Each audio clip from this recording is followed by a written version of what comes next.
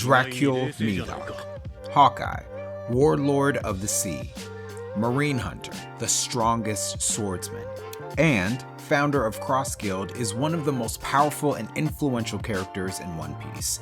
He is a mysterious figure that mostly wants to be left alone despite having one of the highest bounties in all of One Piece, obtained from a mysterious past where he gained notoriety as a marine hunter. But is Mihawk's inspiration as mysterious?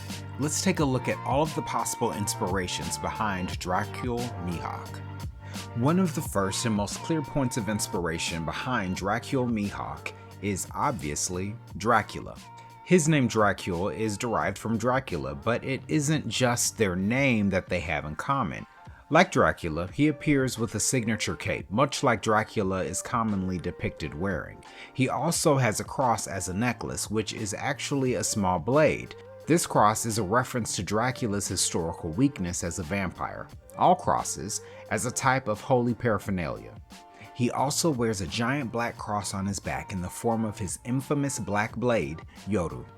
Aside from his clothing, he also has some very interesting facial hair, iconic even.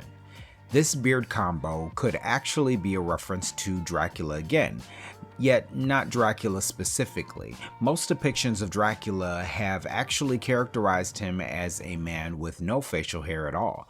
However, the inspiration behind Dracula, the real-life Romanian ruler Vlad III, Vlad Tepes, or Vlad Dracula, also Vlad the Impaler, an exceptionally cruel and bloody Romanian ruler. Vlad had a notoriously strong piece of facial hair himself, a mustache and sometimes beard combo. This could be the inspiration behind Dracule's beard. Additionally, this could speak to Dracule's general color scheme, as Vlad is generally depicted as a wearer of deep and often purplish reds, much like that which is seen in Dracule's cape, jacket ensemble. Although, red isn't uncommon to see in depictions of Dracula as well. Additionally, what further cements this connection to Dracula and the macabre is his home base, being Karaigana Island, a very gloomy and dark island, aptly named as it can be translated to gloomy, a place that is quite Transylvanian in appearance. Of course, Mihawk also has the general look of a pirate. He wears a pirate hat and carries a sword.